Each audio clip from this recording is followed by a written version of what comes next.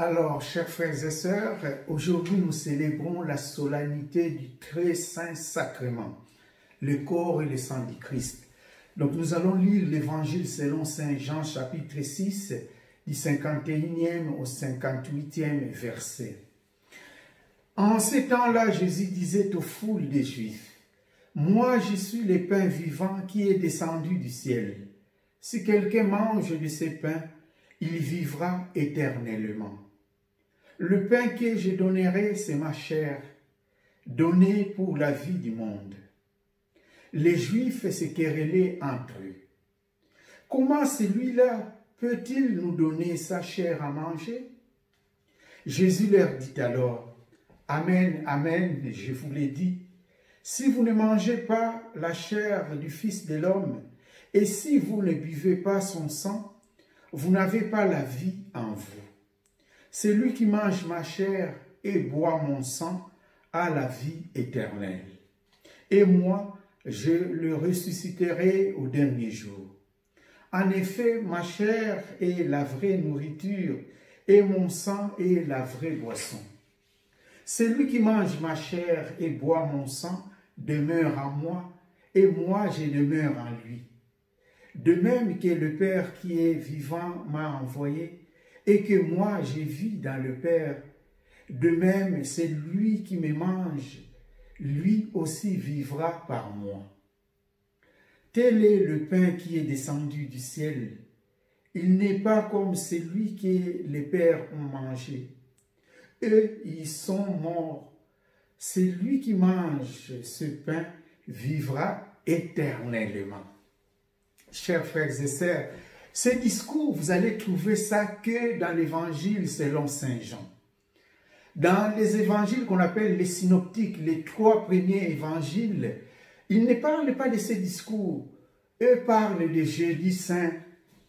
Quand Jésus a pris son corps, a pris du pain, il a dit ceci est mon corps. Il a pris le vin et ceci est mon sang. Jean n'avait pas parlé de ça. Le jeudi saint, Jean parlait autre chose. Le jeudi saint, Jean va nous parler de lavement des pieds et il va nous parler aussi des nouveaux commandements. Je vous donne un commandement nouveau, aimez-vous les uns les autres. Ça, c'est Jean qui en parle. Mais les synoptiques ne vont pas en parler. Les synoptiques vont parler vraiment de l'institution de l'Eucharistie. C'est seulement Jean qui parle de ça. Alors, essayons un peu de contextualiser ces textes. Qu'est-ce qui s'est passé? On va commencer par le chapitre 5 de l'évangile selon saint Jean. Dans le chapitre 5, Jésus guérit le paralytique tout près de la piscine, auprès de la piscine qu'on appelle la piscine de Bethzatha en hébreu, mais autrement appelée la piscine de Bethesda. Je vous ai parlé, je vous ai montré cette piscine dans mes vidéos quand j'étais en Israël 3 mois passés. Dans cette piscine-là, Jésus a guéri ces paralytiques. Et il y a eu toute une polémique qui est venue après. Les Juifs qui étaient contre Jésus, qu'ils ne pouvaient pas faire cela, d'ailleurs c'était le jour de sabbat, qu'ils ne pouvaient pas dire à ces messieurs-là, à ces paralytiques, prends ton brancard et marche. On a condamné Jésus par les Juifs. Les Juifs ont trouvé que Jésus, soit il s'est comparé avec Moïse, soit il se croyait plus grand que Moïse. Il appelait même Dieu son Père. Il y a eu une polémique. Et chapitre 6, aujourd'hui, Jésus nourrit maintenant 5000 hommes, on nous dit, sans compter les femmes et les enfants. Et ils ont mangé le pain. Jésus les a nourris. Alors, ces gens-là ont compris qu'ils avaient faim, que Jésus les a nourris. Ils n'ont jamais vu ce genre de miracle.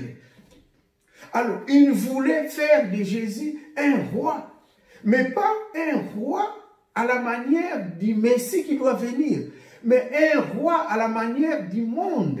C'est-à-dire faire Jésus un roi parce que Jésus va continuer à leur nourrir. Et Jésus a compris ce qui allait se passer, ce que ces gens-là pensaient. Et Jésus leur donne la vraie signification de ce qu'il venait de faire. Et la vraie signification là, c'était l'évangile d'aujourd'hui. Et d'ailleurs, si on continue, on verra qu'avec les discours de l'évangile d'aujourd'hui, les disciples de Jésus vont fuir Jésus. Ceux qui étaient là-bas, qui l'a nourri, on a dit, nous ne sommes pas des cannibales. Comment cet homme doit dire, c'est lui qui mange sa chair et boit son sang à la vie éternelle? Les gens se sont révoltés, ils sont partis. Et même, il a demandé à ses apôtres, et vous, qu'attendez-vous? Mais vous aussi partez. Et comme d'hab, Saint-Pierre va prendre la parole. À qui irions-nous, Seigneur? Tu as les paroles de la vie éternelle. Et ces paroles de la vie éternelle, ce sont ces paroles d'aujourd'hui. Je ne sais pas si vous avez bien suivi ce que quand je lisais, curieusement, on voit que Jésus utilise le verbe manger dans l'évangile d'aujourd'hui, dans seulement ces 8 versets, il utilise le verbe manger 8 fois. Et le verbe boire 4 fois. Le mot chair, il l'utilise 5 fois. Le mot sang, comme son sang, il l'utilise 4 fois. Et l'expression vie, la vie, il l'utilise 9 fois. C'est intéressant. C'est intéressant. Alors, nous sommes dans l'évangile de Jean. Jean utilise beaucoup de symboles, mais des symboles qui partent de la visibilité à l'invisibilité. Donc, des symboles terrestres, mais qui donnent des réalités célestes. C'est ce que Jean nous montre dans l'évangile d'aujourd'hui. Jésus qui parle de sa chair, mais il dit que sa chair, qui mange sa chair, a la vie éternelle. Sa chair, c'est la vie éternelle. Amen, amen, je vous l'ai dit. Si vous ne mangez pas la chair du Fils de l'homme, et si vous ne buvez pas son sang, vous n'avez pas la vie en vous. Manger la chair de Jésus, boire le sang de Jésus, c'est être connecté en Jésus-Christ, avoir cette vie éternelle. Et qui n'en mange pas, qui n'en boit pas, n'a pas la vie éternelle, nous dit l'évangile d'aujourd'hui. Alors, chers frères et sœurs, pour nous les catholiques, nous sommes chanceux. On a ce corps et ce sang du Christ. Ce que nous appelons communément communion. Je vais manger la communion, mais c'est le vrai corps du Christ et le sang du Christ que nous prenons dans ces deux espèces. Nos frères protestants ont la Sainte Seine, mais la Sainte Seine, pour eux, c'est symbolique. Mais pour nous, non, c'est une réalité. La véritable présence du Christ est là dans son corps. C'est que nous partageons le corps du Christ et le sang du Christ. C'est pour cela que je dis chaque fois aux chrétiens, catholiques, quand vous entrez dans une église, la première chose à chercher, c'est la lampe rouge. Parfois, on commet des erreurs. Il y a des gens qui entrent dans une église, ils vont chercher sa dévotion, la statue d'un saint qui se trouve quelque part, de la Sainte Vierge ou d'un autre saint. Mais c'est non. Quand un catholique entre dans une église, la première chose à chercher, c'est la lampe rouge qui est devant le tabernacle. La lampe rouge indique le tabernacle, la présence réelle du Christ qui est prisonnier de nos tabernacles. C'est Jésus lui-même dans sa vraie chair, son vrai sang, qui est là présent dans nos tabernacles.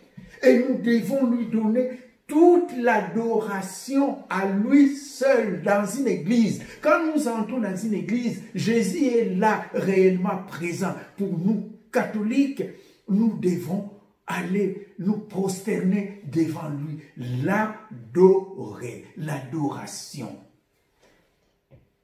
Car sa chair, c'est la vraie nourriture qui tombe du ciel. Et dans la première lecture même, il va même se comparer. Il a dit, les pères au désert ont mangé la manne qui est venue du ciel, mais ils sont morts. Mais ce que moi je vais vous donner, si vous mangez ça, vous buvez mon sang, vous ne mourrez pas, vous avez la vie éternelle en vous. Chers frères et sœurs, et c'est ainsi même dans l'histoire, il y a des grands compositeurs qui ont composé ces chants que nous chantons, Tantum ergo. Tantum ergo sacramentum, venerem cenui, et anticum documentum, no voce datritui, prestet fide supplementum, sensum defertui.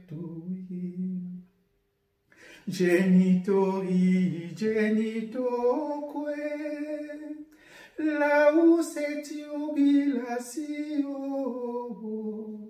salus honor virtus quoque, sit et benedictio, procedenti abutroque, comparsit laudatio. Amen. Souvent, parfois, on chante ça. C'est le latin. On ne comprend pas parfois tout. Mais ce qu'on chante là-bas, c'est profond. Ainsi, auguste sacrement, adorons-le prosterné. Que les vieilles cérémonies fassent place aux nouveaux rites. Que la foi de nos cœurs supplée aux faiblesses de nos sens. Au Père et à son Fils unique, louange et vibrant triomphe. Gloire, honneur et toute puissance. Bénissons-les à jamais. À l'Esprit procédant des deux, égale adoration. Amen.